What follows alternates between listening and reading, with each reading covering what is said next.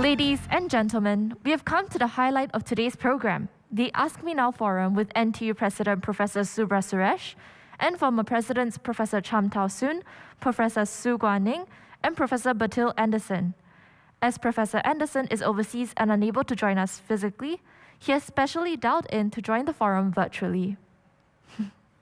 Professor Christine Goh, Director of the National Institute of Education, will join us for this session as the moderator.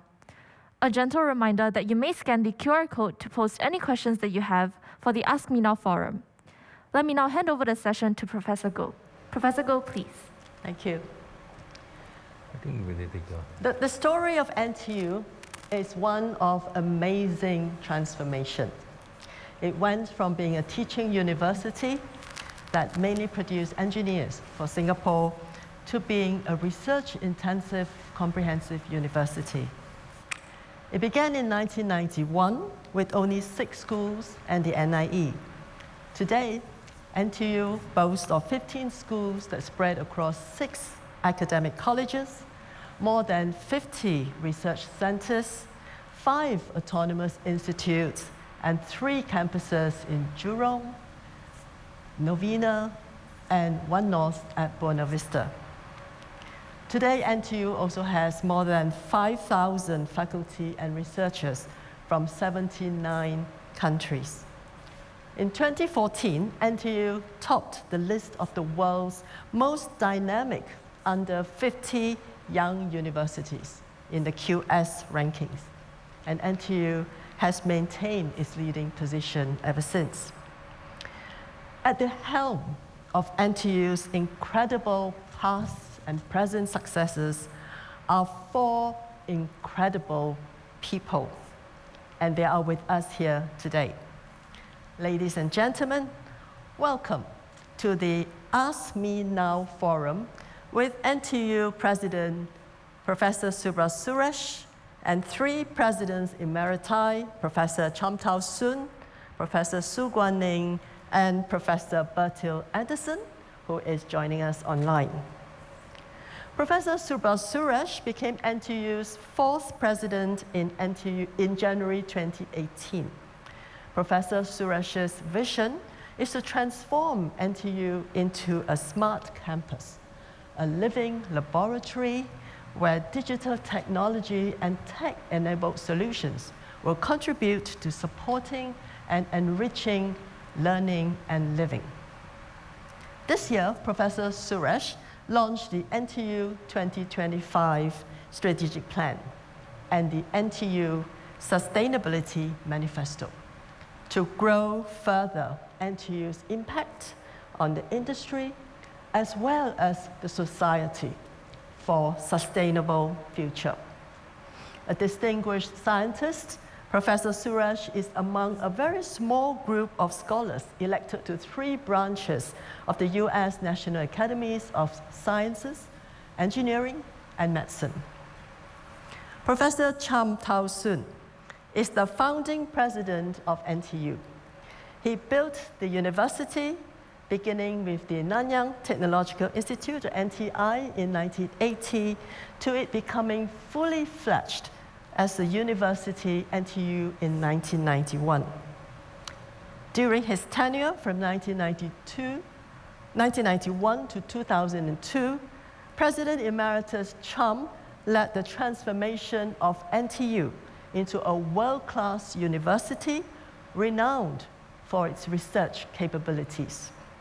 He also saw many landmark projects, including campus developments, thereby laying the foundations for NTU's reputation as being one of the most beautiful campuses in the world.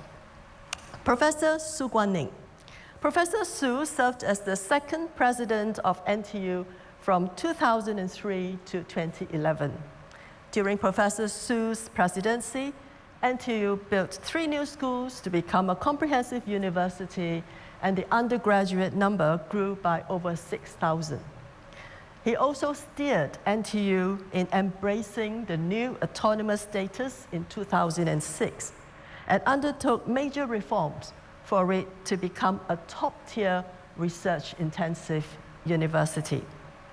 By the time President Emeritus Soon stepped down in 2011, NTU was rising rapidly, closing in on the world's top 10 universities. Professor Bertil Andersson. Professor Bertil Andersson was the third president of NTU from 2011 to 2017, after serving first as NTU's first provost for 4 years. Under his leadership, NTU climbed to the 11th place in the QS World University Rankings in 2017. Professor Andersson oversaw the establishment of the Lee Kong Chian School of Medicine in 2013, a partnership between NTU and Imperial College London. For his contributions to science developments in Singapore and the growth of NTU, President Emeritus Andersson received the Singapore President's Science and Technology Medal. In 2017, he also received the National Day Meritorious Service Medal from the President of Singapore for his contributions to our nation. Ladies and gentlemen, I know you are eagerly waiting to hear from our 4 distinguished speakers. To begin this forum, I'd like to invite President Subra Suresh to tell us more about the significance of today's event. Thank you, Christine. It's a great privilege and honor to be here with 3 of my distinguished colleagues and a wonderful moderator, Professor Christine Goh, to talk about the rich history and legacy of this university. Let me start by noting that there are very few universities in the world, even far fewer, if any, where all of its presidents are still engaged actively with the university. In all the universities that I've been associated with before coming here, that has not been the case.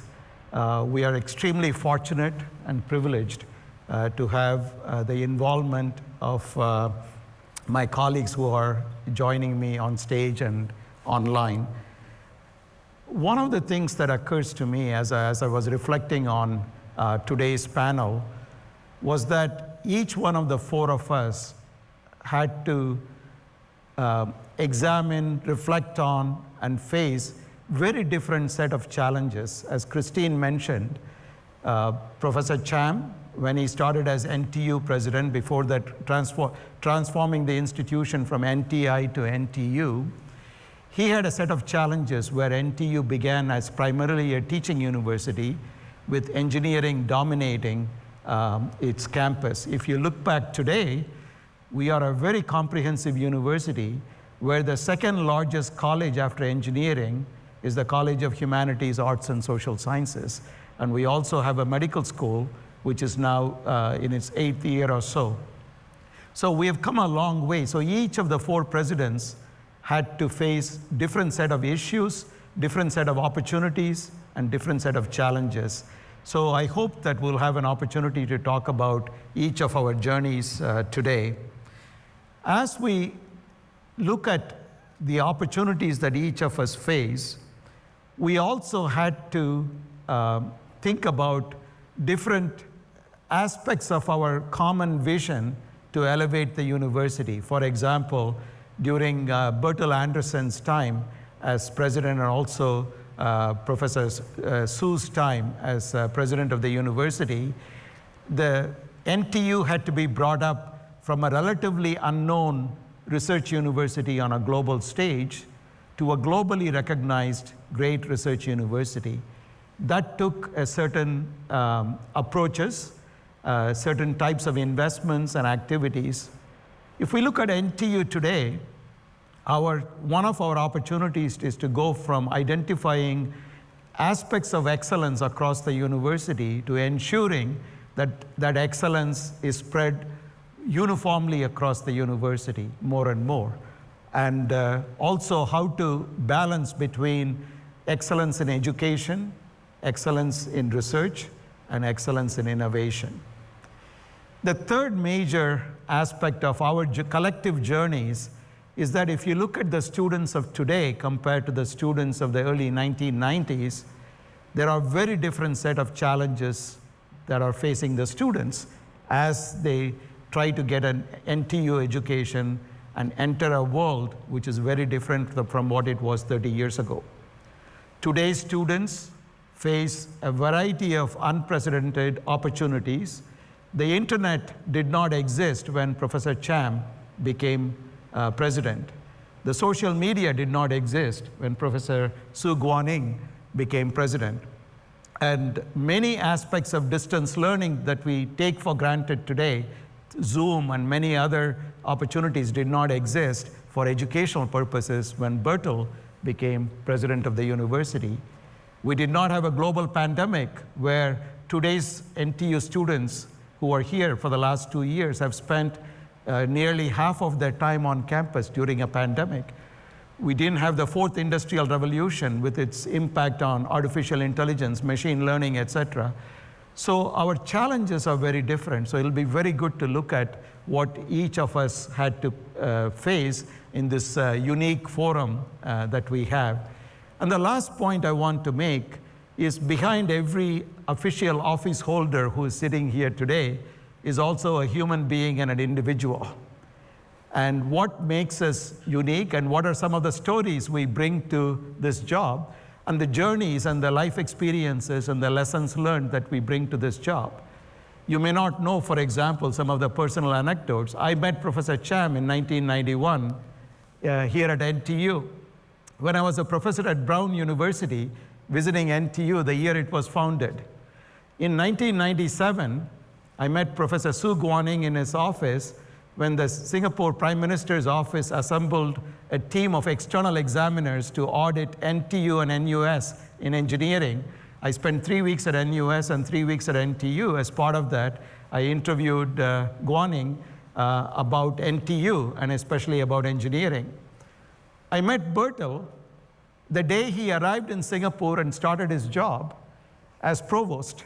In fact, we met in the lobby of a hotel, and Bertil told me after a few minutes that you are more Swedish than you are American or Indian. If I remember that very well, Bertil. And the other thing you may not know is that Bertil and I share the same birthday. Even though he was born a few years earlier, we have the same birthday every year. And so we send messages to each other. So these are some of the personal stories that are behind the individuals who hold offices. So let me stop here and let me express my thanks to Professors Cham, Sue, and Andersson for taking time from their busy schedules to be with us for this unique occasion. Thank you. Thank you, President Subra Suresh. Indeed, this is a time where we can hear from our 4 presidents of the journeys that have taken NTU over the last 30 years. And as President Suresh have said, there are also many personal anecdotes. So we hope to be able to hear more of this today. Now, I also want to remind the audience, members in the audience, that there is a QR code for you to scan if you would like to include some questions for the panelists today. So I will start with a couple of questions that we collated before today's event, but I hope to be able to ask the panelists to also address the questions that are coming in. So that's a QR code, so I want to encourage the members in the audience to ask some questions. So I want to start with a very broad question, which has to do with the transformation of NTU from a fledgling university to among the best, the top in the world. Now, each of you has taken NTU along that journey. And I believe many in the audience would like to hear about that transformation during your time and your perspectives on that. So perhaps I could start with Professor Cham, who is our founding president. Well, thank you, Christine. I have actually spent 21 years of my working life doing work for NTU. I think although it's long, but it is not actually the longest. I've been involved in other organizations slightly longer. But as in all organizations, at each stage of its development, there are different challenges. So starting 1980, when I was asked to run NTI, I knew the first problem is there are not many people in Singapore know what is NTI, so the first thing I think of how do we get our graduates employed. So my first hurdle is how to have courses that will make our students and later on graduates very acceptable by the public. So it's actually getting the public to accept. And to do that, actually, we make sure that our training is actually quite down to earth, quite practical, so that the graduates are useful and very acceptable by the employers. So we had a number of meetings with employers and also with stakeholders and those who are involved in the teaching. And because of the fact that our courses are very practical and also all our professors are all practitioners, within the first 5 years, we were ranked by the World Engineering Council that we were the best we had the best engineering program in the world. So that, in a way, endorsed our status as being acceptable in our training. And then the fact that we had a number of meetings with employers, so get employers to meet up with our students and also get them, you see, at that time, this was 1980s, early 80s, no university has got such a long internship program during their studies, and we had to get our students to have 6 months working with the industry. So slowly this will get the employers' confidence that we are okay. So like all universities, you have different stage of development and different problems. So our first stage is how to win the future employers' confidence in our graduates. Then the second half of NTI, we spend more time trying to put more research programs in the universities. And of course, unlike now, funding is not easy to get then, so we just do with whatever we have in our means. And so that end up in 1991. Then there's a later stage of our development as a university. Again, we give a lot more attention to research, especially high-end research using funding by the government. But of course, all along, we make sure that our teaching programs are in place. I think this is one thing I've been always remind myself that a university was created primarily to teach students so that they are usable graduates. And in fact, this is how university was invented in the early days. It's really to make sure that the learning helps the graduates to have good employment. So we have, although we give more attention to research, but we make sure that all the teaching programs was actually up to date, and we have got very serious programs to get students to evaluate the teaching quality of our teachers, and so that will ensure that we maintain good quality. Of course, in terms of research quality, it depends more on external assessment, and so we have got at that time many visiting professors. We got also our professors also travel. So I think that's the way to get confidence in their research. So I think when 2012, I thought I spent enough time at NTU, so I stepped down, and then Guaning take over. Yeah. Thank you, Prof. Cham. So, Prof. Su, would you like to share with us your perspectives too, as the second? Yes, we're going chronologically. President, yes. I would want to say that the strategy and the direction of the university depends very much on the ground on which it is fertilized. and we are growing in the Singapore soil. So Professor Cham did an excellent job to meet the initial objectives of the university. I know from my other life as an employer of his engineers in the Ministry of Defense, and the NTU engineers were very easy to use. They were very well prepared. You can get them on the job, and they can produce from very early days. You don't have to take a lot of time to do that. And he's done so well in this that in a way it became somewhat of a barrier to overcome, because in order for us to develop in the time set in the year 2003 when I took over, it was necessary to develop technology that can be applied as well as contribute to the national economy. Starting in 1991, I was involved with National Science and Technology Board in terms of developing research in Singapore. And we were so practical in the previous years that it is difficult to build up the critical mass of researchers that we really needed.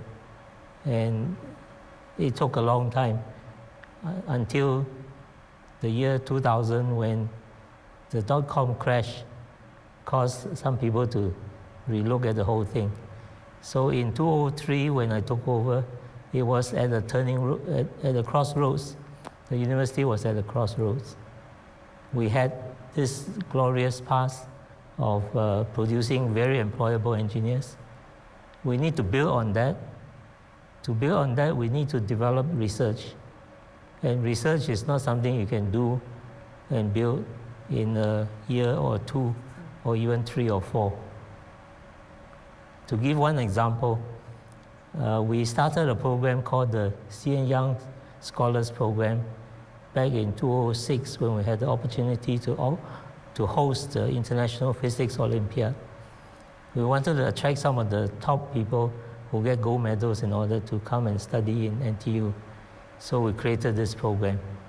And just recently, I would say last year or early this year, one of the graduates of the C.N. Young Scholars Program had completed her PhD and had gone through postdoc and been selected as one of our junior faculty members.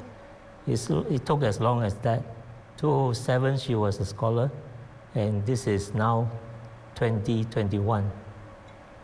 So this cycle is a very long time, and the way we went about it was to look at the fundamentals. And this is where President Subra Suresh also came into the picture. Because in 1998, the government asked MIT to send a team to look at both NUS and NTU. And some of their comments relate to broadening the education as well as deepening the research, both of which we were trying to do, but because we were chasing so many things at the same time, it is not easy to make progress on all fronts. And what my experience was that I needed a team of people, and Bertil Andersson was one of the key persons of the team that we assembled. We call ourselves the Troika. There's Bertil Andersson, myself, and Professor Suresh Shah, who is from Stanford University and very familiar with the internal workings of Stanford University. So we had to change several things at the same time, because if you change things one at a time, the rest of it will pull it back into the original shape. So we had to change education, we had to change research, and we had to change the internal systems and processes all at the same time. And it would have been impossible to do that with one person. So Bertil has been really instrumental in all this. And when I stepped down as president, he carried on with this and got it to full flowering. And I've been telling people, we probably would not get Subra Suresh as president if we didn't do all this. We will not be worthy of him. So I think we have come full circle to the original objective that Professor Cham started with.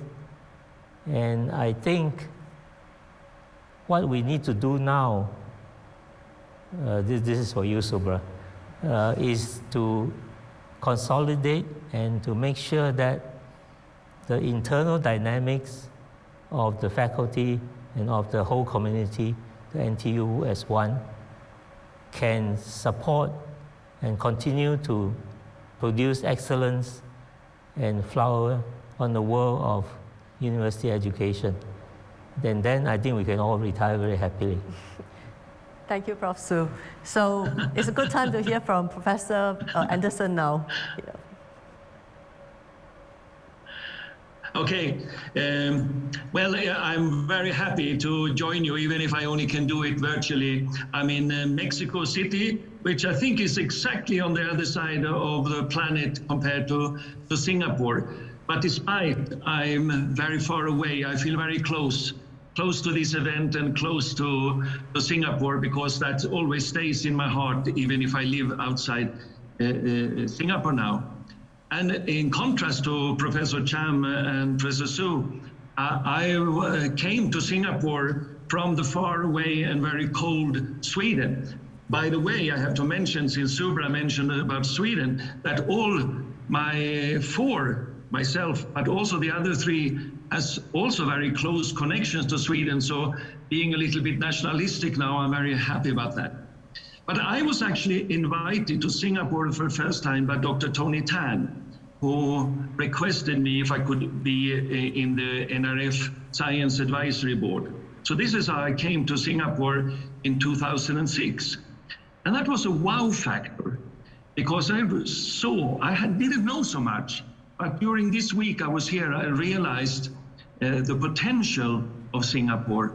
And also President Su had arranged a meeting for this external panel. And then I realized that NTU was a modern thinking university and it had great potential.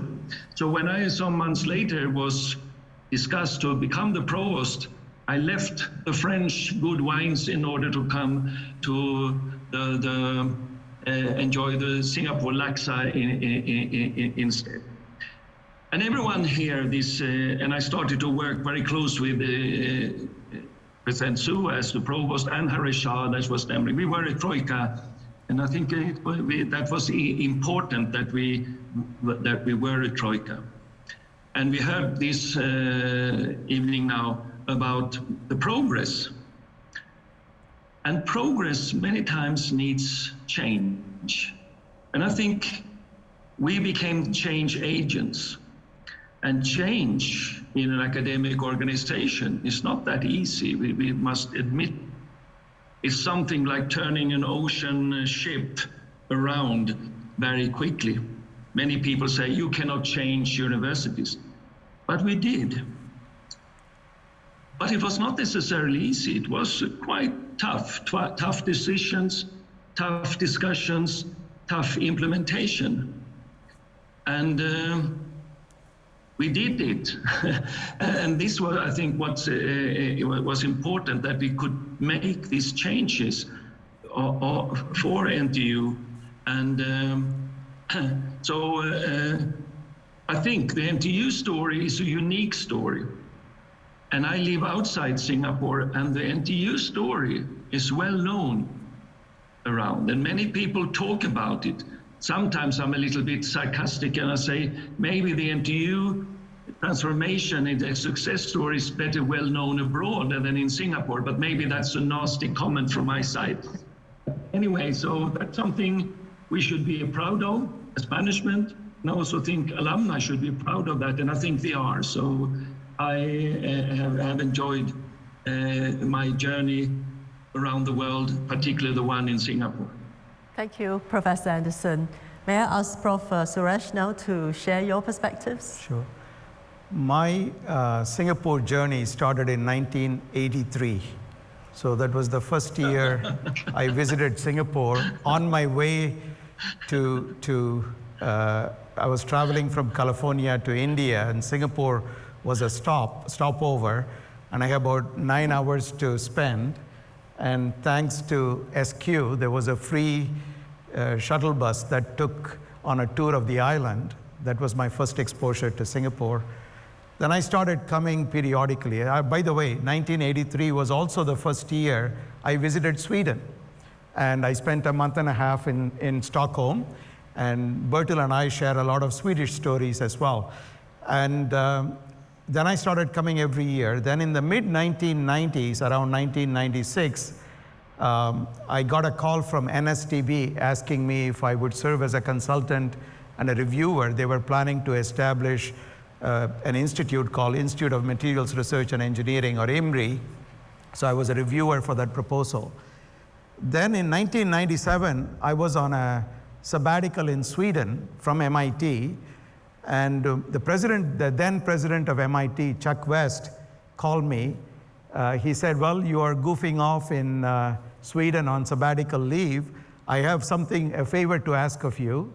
I just got a call from Singapore, from the Prime Minister's office, asking me to assemble a team of about 6 people who would go to Singapore and audit both NUS and NTU in engineering. Would you help me out? Would you be able to do this? I said, of course, I'll be able to do that. So I spent a significant portion of my sabbatical, MIT sabbatical, rather than in Sweden, in Singapore. And that's when I met Guaning, and I met Bertil during that time. The remarkable thing about that assessment, it was a confidential report to the Prime Minister's office, is that if we had given the same recommendation to any other country, any other organization, it would have sat on the shelf. Governments would have changed, people would have changed, nothing would have come out of it. Not in Singapore. Every recommendation that we made was implemented, not exactly the same way we recommended, but nevertheless. For example, we talked about a peer review system, independent review, creation of funding agencies with significant resources. A-STAR was created soon thereafter. NRF was created in 2006.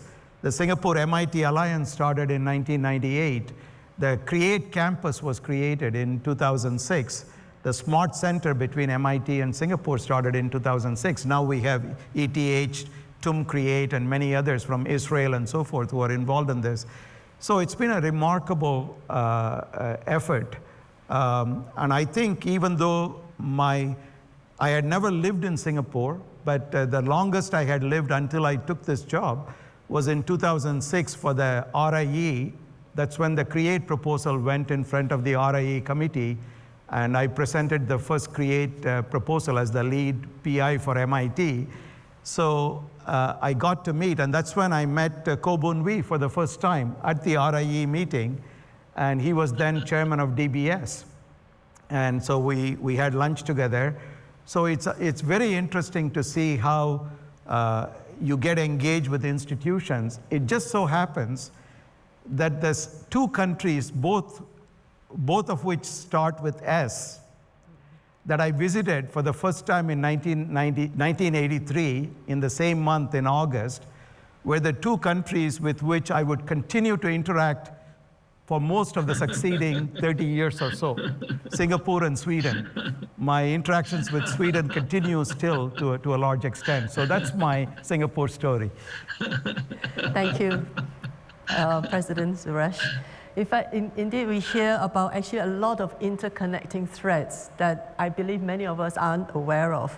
But knowing these interconnecting threads also help us to appreciate more about the way NTU has been developing over the years and the leadership of all of you, both through your formal as well as informal interactions. So I'd like now to turn this conversation to... Oh, yes, sorry, Prof. Su, yes. Connections team. I have a lot of connections with Sweden myself. Oh, okay. That's from my previous life as a defense technology person. That's right. And actually, it started on a not very auspicious note when Sweden did an arms embargo on us because of some suspected irregularities in re-exporting arms. When that was solved, we went to Sweden on a visit to re-establish our links and to look at some of the new missiles and other things that has been produced there. And we, in going to look at the trials, it was in one of the lakes, a big lake, and it wasn't very far from Bertil's home. Of course, I didn't know Bertil then. At that time, we also took the opportunity to visit our counterpart. I was in the defense research, and we were visiting the defense research establishment in Sweden. What impressed me was that in Britain, in the US, things which are taking tens of people, sometimes hundreds of people, you see, you just have about 5 people working on it in Sweden because they don't have too many people. But yet they produce interesting results. And I think that was left a great impression on me. Thank you, Prof. Su, for sharing this with us as well. Very good, sorry, Guaning. So definitely there's this Swedish connection. So when I saw Bertil, we more or less decided almost immediately we had to catch him. Took us a long time of wooing him. So our third president is from Sweden. Yeah. Thank you so much. Yeah. So I want to move the conversation a little bit more to your personal take, your personal experience, because I think it will be very helpful for many of our people in the audience to get a glimpse into your experience as a leader. Now, I think one way perhaps for you to share with us is to let us know during your tenure whether there was a particular event or a time that left a deep impression on you, and why.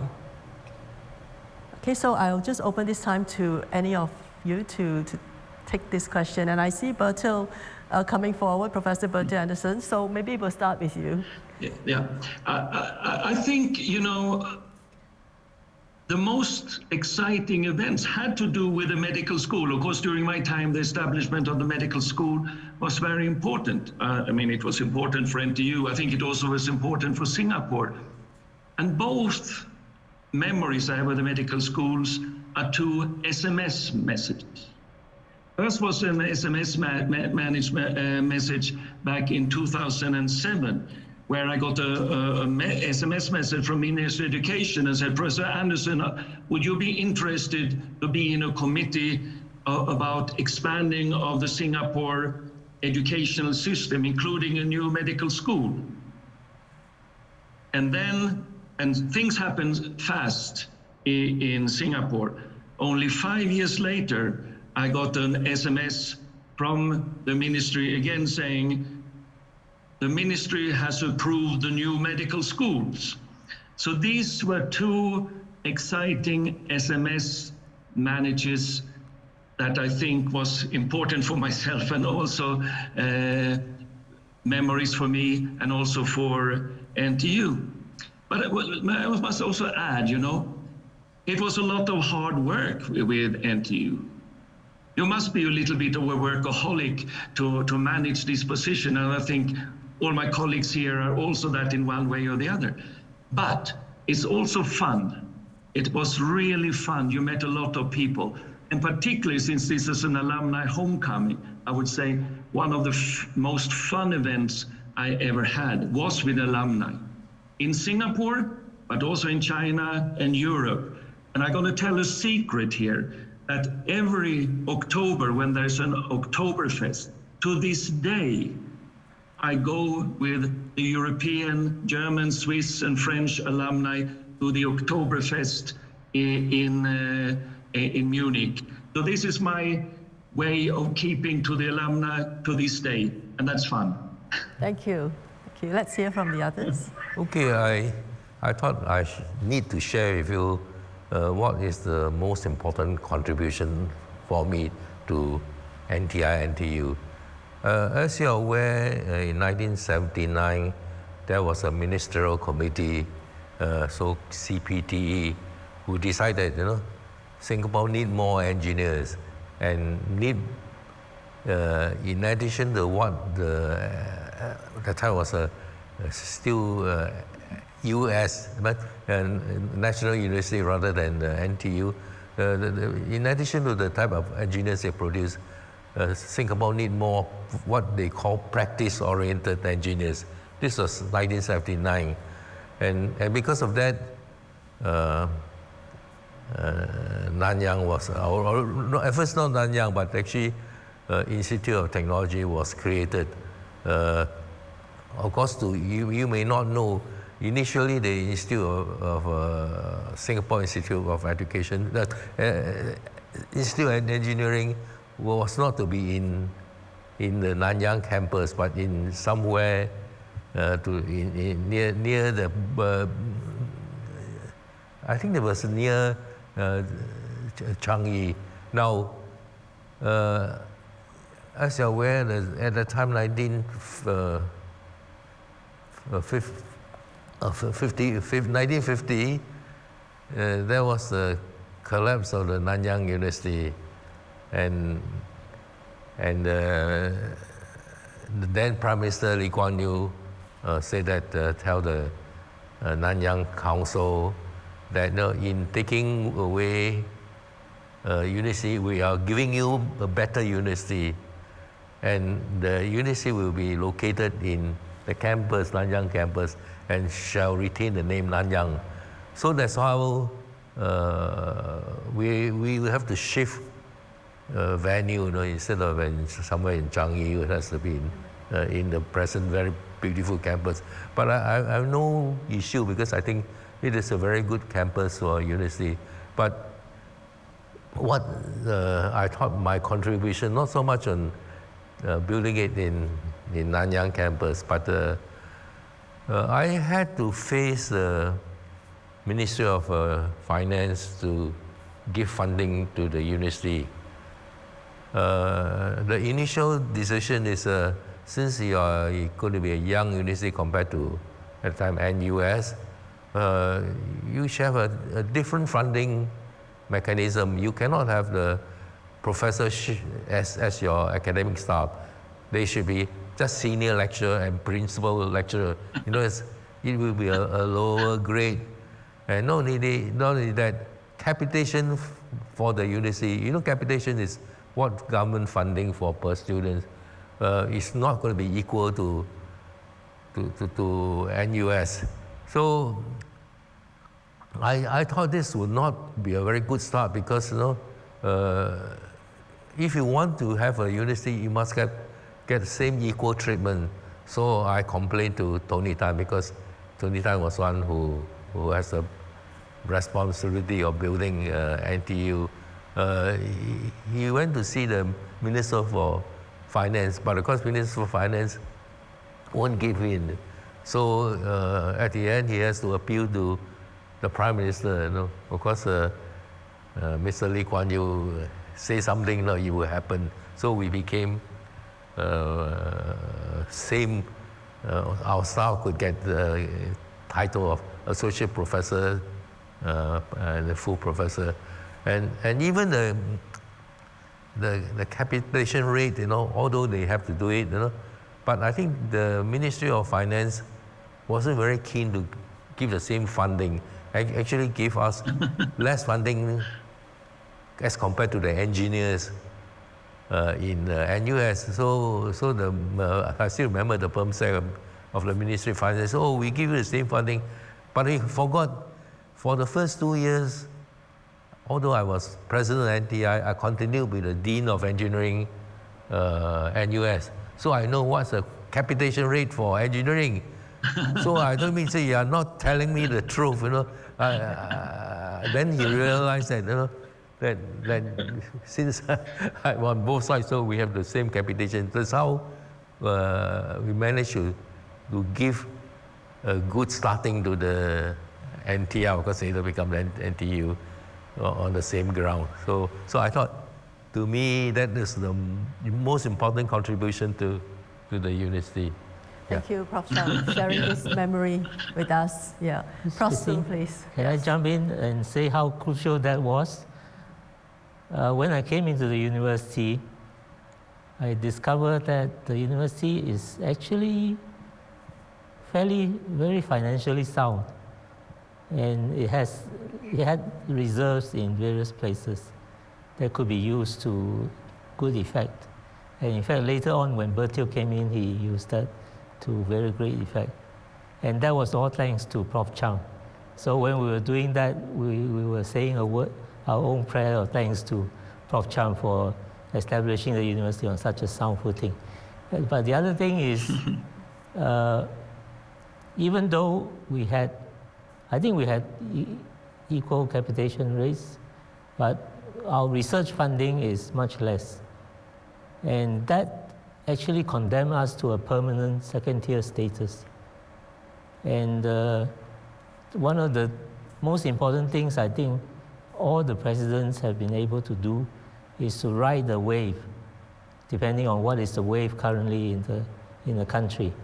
In our case, the Autonomous University Framework that was established in 2006 and the National Research Foundation, which created an independent, foreign authority decided funding mechanism so that there's no jockeying for position internally in Singapore.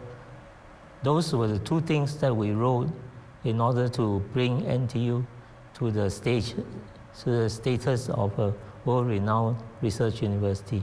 Although I must say that neither Bertil nor I, he can add his comments later, neither Bertil and I expected such a fast progress.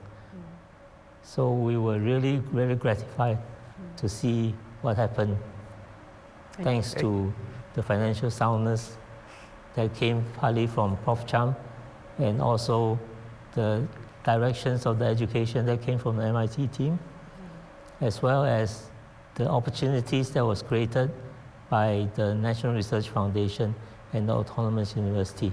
And in this, I must amplify the name of a person that Prof. Cham mentioned, which is Dr. Tony Tan.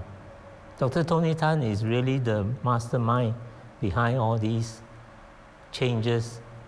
Now, obviously, a mastermind does not guarantee that all his moves are correct, but in the macro sense, in the broad sense of the development of the country, it has been crucial.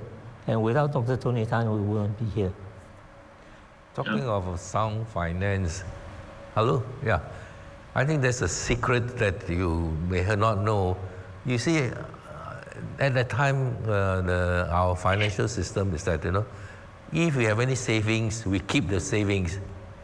But of course, I mean, since then, if you have any savings, they take away as far as the MOE is concerned. So during our time, if you have any savings, you can keep the savings. So that the time, there was incentive to be thrifty, and so in the end, we accumulated quite a lot of money. So we have even accumulated money to build the executive center.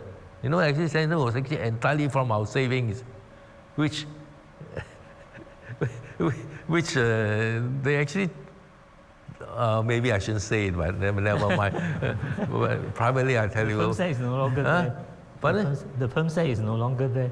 No, not PERMSEC, but the whole financial system. They want to claw back because it started in 1988, if you remember, there was a financial problem in Singapore. From that time onwards, you cannot keep any savings. But at that time, we got something like $80 million savings. But with the Autonomous University, we now... Pardon? With the Autonomous University, we keep our savings. Because now, because they fund you and then you don't spend, they'll take back. So it's no longer true. But there's actually what happened. They got 80 million that they want to take back. No, I told the bursar, I said, tell them that I have many projects earmarked, but actually there was no project earmarked. So from there, 50 million was spent on executive center, which is very useful. And this, I may call it, but the time was actually valid fund because we are allowed to keep any savings, and so we were not punished for being thrifty. You see? Now I think you are being punished for being thrifty, isn't it? Prof. Cham, thank you so much for sharing, and Prof. Su as well.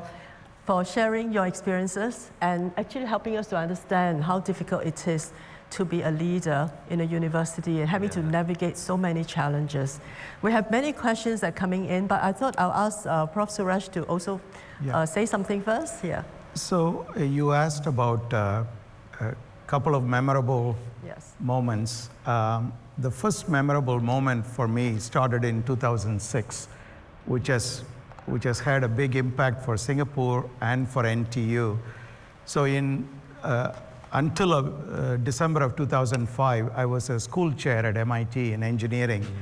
And I told the then president and provost of MIT that I have no intention of continuing in, I had done my 6 years as school chair and I want to step down and go back to teaching and research, which I really enjoy. Famous last words. So I stepped down. 2 weeks later, on January 15, 2006, there were 6 of us from MIT who were in Singapore. Our first meeting that morning was in the SPH building with Dr. Tony Tan. So he started the meeting and said, I have an announcement to tell you. Just today, we've established a new agency called the National Research Foundation. And since MIT has been involved with Singapore for quite some time, we would like you to work with us to tell us how we can engage NRF to elevate research in Singapore. So he also said, maybe before noon today, if you could let us know who at MIT will be the point of contact for this. So during the coffee break, the MIT team huddled, and they looked at me and said, you just stepped down as school chair, you have nothing to do now. Why don't you lead the effort? So that began my effort. So in 2006, I traveled from Boston to Singapore 12 times. Wow. I probably had about 22 dinners with Dr. Tony Tan. And that culminated in the proposal for the Create Campus, the first proposal for the Create Campus. I remember it was July 4th, Independence Day in the US, and that was also the occasion where I had the privilege of meeting Mr. Lee Kuan Yew the week before that, because he was asking us at a dinner questions about what we were going to present at the RIE meeting, which focused our attention. So I mentioned that as a very memorable journey that year, because that sowed the seeds for the evolution of research in Singapore, of which NTU has become a major beneficiary today. And so that's the first one. The other memorable memory that I have from last year during COVID is in March, April of last year, we had to vacate about 17,000 students from campus in one weekend, which is not a mean feat. Our staff did a fantastic job of doing that almost seamlessly. And our leaders from the student-facing team, Ken Woon, Victor, and others, they narrated a story of a student from Vietnam who could not go home, who had maxed out on his scholarship funds from various sources, who did not have enough money to eat. And we thought that, there is no way we can let our students down. And somehow that narrative stuck in my mind. And it was so powerful. And so one of the things that I've been thinking about quite a lot is how to make sure that any student who chooses to come to NTU doesn't have to worry about the basic necessities of life, even if we have a global pandemic. And that was a conversation that I had with Alan Phua, Ken Woon, and Victor that I will always remember. So those are two memorable moments. Thank you, President Suresh. I think for all of us, the memory of the pandemic is still very clear with us, especially last year.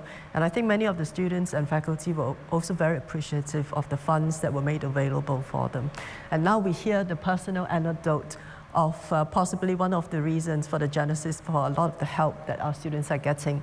Now, I get a lot of questions here, and some of these can be put together as one, but I thought that this particular question is something that will be good for some of the panelists to answer. This also has to do with change. We talk a lot about change of the university, but this one has to do with the speed of change and competition from non-education institutions, including corporations such as Google, Facebook, and Microsoft. And it has been said that increasingly, what one learns in university is obsolete 2 to 3 years after graduation. So how is NTU facing up and adapting to this challenge to make sure that our graduates will continue to be relevant? So maybe, President Suresh. I'll take that. I think, when Sony came up with a Betamax, which lost to VHS, videotape, somebody made a comment that now that we have videotapes available that we can watch on the TV, there is no need for universities. We can tape them and we can get rid of universities, we can always tape lectures. So I think the purpose of a university is not just to learn a material and pass exams and get grades and get a job. It is also learning how to learn and being with a cohort of peers, learning from professors, interacting with professors, doing projects together. So a university is a lot more than, and that's why still many people feel while online education can be very powerful to supplement and complement in-person learning still continues to have enormous benefits. What are we trying to do to address this question? In fact, I have to give a lot of credit to our provost, Ling San. He and his team worked together to launch this year the interdisciplinary common core curriculum for all our undergraduate students. As Bertil mentioned, change is never easy. And in an existing university of 33,000 students with established coursework, changing the curriculum for the entire university for the freshman class, which is the most exposed in this curricular offering, is not a mean feat. And this curriculum has been started with the specific objectives that I just mentioned. The university education is not just about taking courses. It's equally about understanding what others do in different parts of the campus.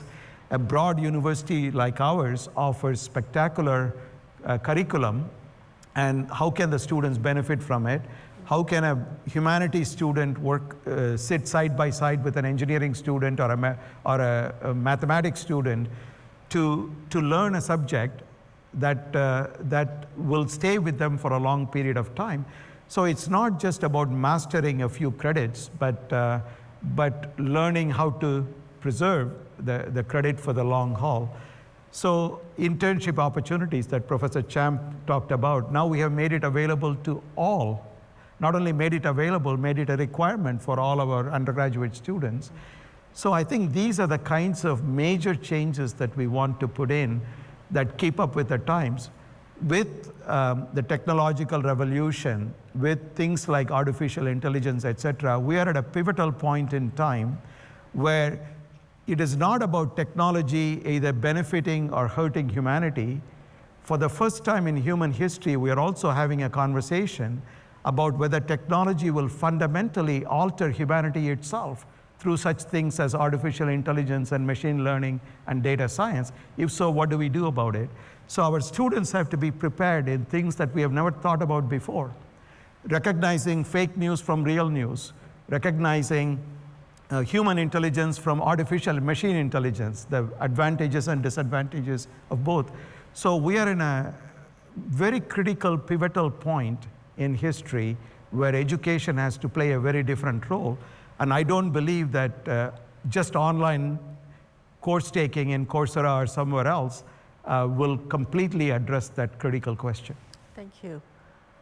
And just add to that, I mean, in Sweden, I'm engaged in some university, KTH, where Subra used to be and so on, and the students beg to go back to campus. They're so tired of the Zoom meeting, even if they've been useful. And I think one also have to remember that student learns from each other. I mean, the students interacting is very important, and the networking. And of course, we have alumni here today. I guess there would be no alumni if everyone was sitting at home and looking at the Zoom screen. So I think it's student interaction on a campus is the soul of a university. Yeah. And I mean, some of the Google things and so on, yes, they may get obsolete in a couple of years, but how a kidney works, how the periodic chemical system works, and languages don't get obsolete. So one should not get carried away with some isolated but very sort of public or publicized events in the media. Thank you. Yeah. I'm going to go on to the next question, which I believe is also very close to the hearts of many of our alumni members here. While NTU's academic ranking is high, global employers tend to be more selective during their hiring and may not necessarily put NTU graduates at the same level as Ivy League graduates. So what can the university do about this? Me to take? Yeah. So I think just like, I mean, it's not only now, but also when we started, you know, it's how to engage the employers. You know, you cannot say, oh, our graduates are well trained, well qualified, and then you just take them as they are. But I think you have to engage them all right from the beginning, so that, you know, they understand what type of graduates we have, and also our students who know what are the needs of the companies that are likely to go, and therefore, you know, this interaction, this actually internship, you know, is very important and very useful. The other thing I want to urge our students and therefore our graduates to know is that, I mean, while it's attractive to work for big companies like Google, all this, but I think don't ignore the SMEs. You know, you know, in every country we have something. 70% of the companies are SMEs.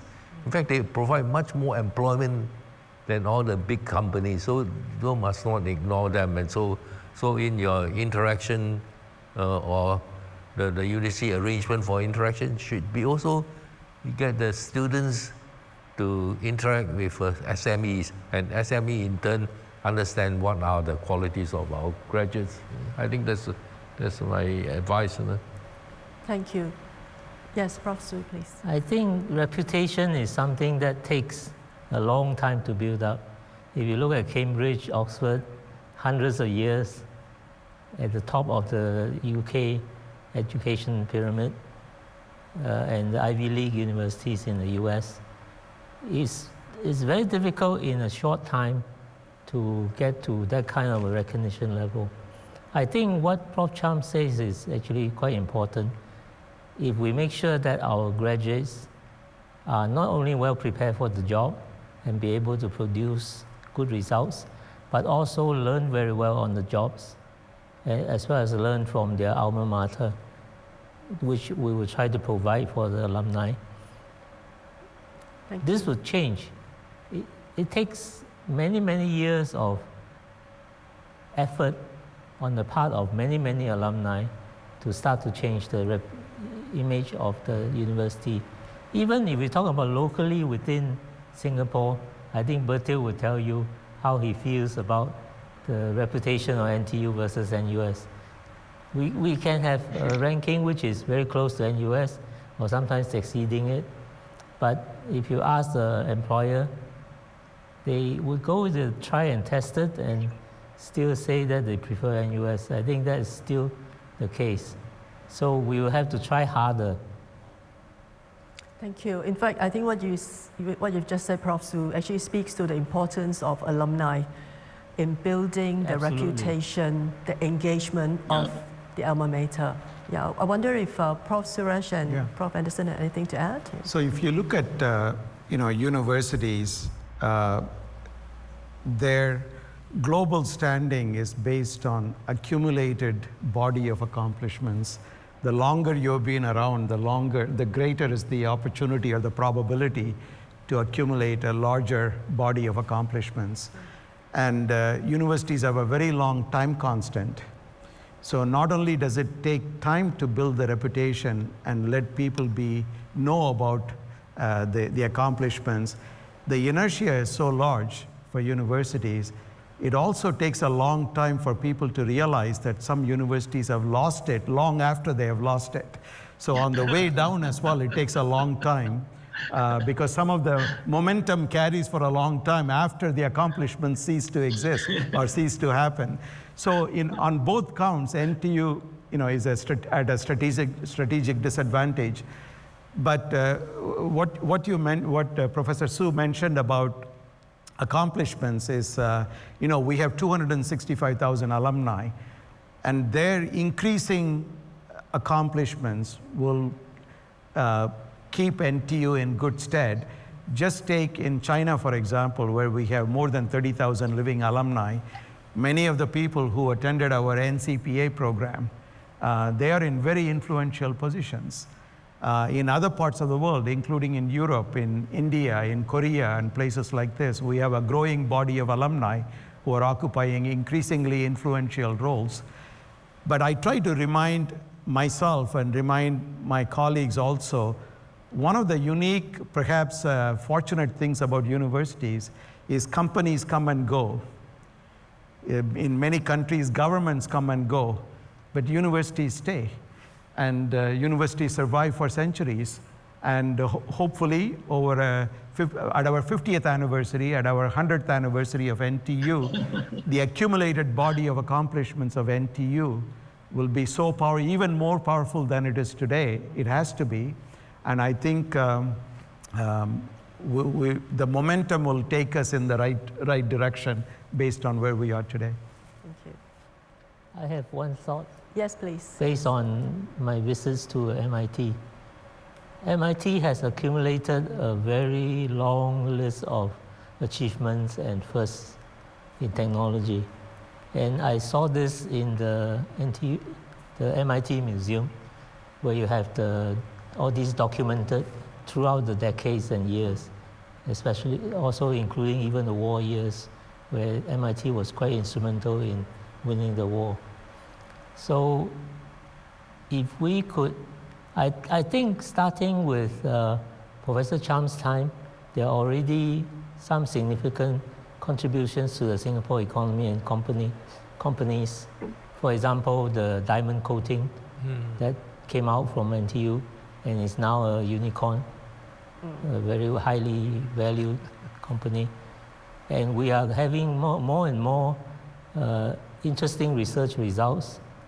And eventually, I imagine more and more interesting companies who are high technology. If we can start doing that, maybe in 20, 30 years' time, it will be well recognized. Because if we don't talk about it and leave it just to the corporate sector, they have no obligation to publicize for you.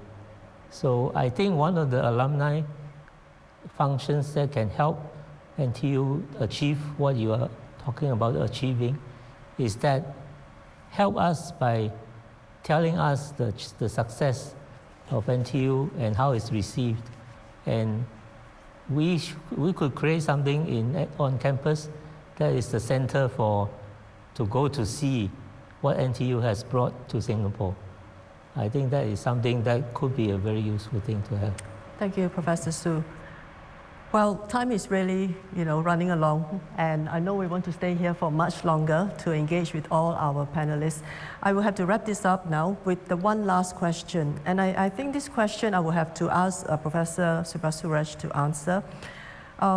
As NTU is very highly ranked in the various world university rankings, what is the next measurable milestone for NTU to build a world-class university? What are the areas in which NTU still needs to improve on? And I would just want to throw this in from another question. Could you also speak to the future outlook of the humanities and the social sciences in NTU? Great. I think it's a great question. In fact, this is very much behind a lot of the educational innovations that have been introduced in the last few years, a lot of the other initiatives, and also, as many people here know, behind our thinking in NTU 2025. I think the question also reinforces what I said earlier, that going to a university to receive a degree is not just about learning how to solve a particular problem or how to master a particular field. It's learning how to think and how to change your thinking as circumstances change, as fields change. And for somebody who's 22 years old today who gets a degree from NTU, they are not only going to change jobs many, many times in a long and productive career, they're also going to change professions. And if they get into leadership, there are other skills that they need, from communication skills to thinking on your feet to many other things, and to be nimble, intellectually be nimble, and to learn from new experiences. So some of the things that's on my mind from a leadership perspective, and also with the President's Council, is NTU has matured to a point where in the early stages, as a university that was not very well known on the global stage, we needed a few early wins. We needed a few demonstrable accomplishments of excellence.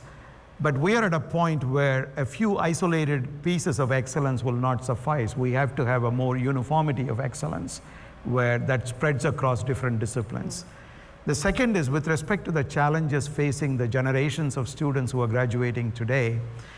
It's not just about solving problems and solving challenges. It's equally how those problems impact fellow human beings. So that's where the humanities come in, where we begin to connect technology and science and medicine on the one hand with humanity on the other hand. So humanities, arts, social sciences, business, they play a very critical role. So historically, universities have thought about, if you're going to be an engineering major or a computer science major, what good is your degree, university degree, if you have never read Shakespeare, if you have no appreciation for the arts, or if you cannot speak more than one language? But now we have to still ask that question, but we also have to ask the reverse question.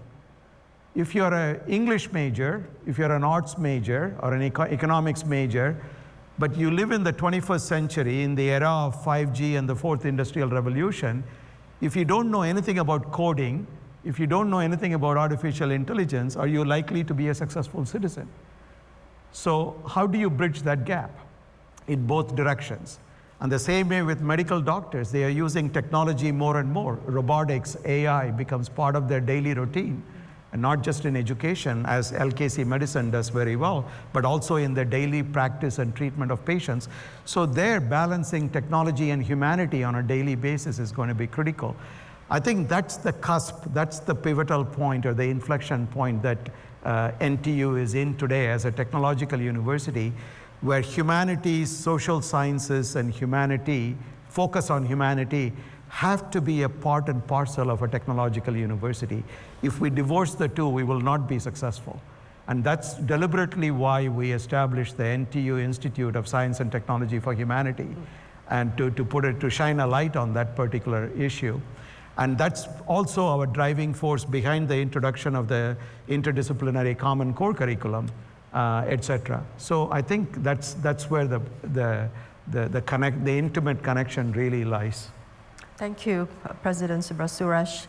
Well, we've come to the conclusion of the forum, and as we continue to reflect on all the rich sharing by our four distinguished panelists, allow me to share a quote I came across the other day. The more we know about our past, the better prepared we will be for the future.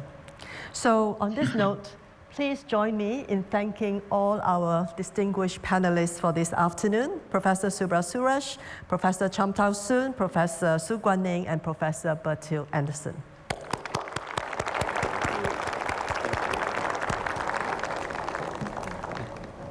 Thank you, Professor Suresh, Professor Cham, Professor Su, Professor Andersson, and Professor Goh for the insightful exchange. May we now invite everyone on stage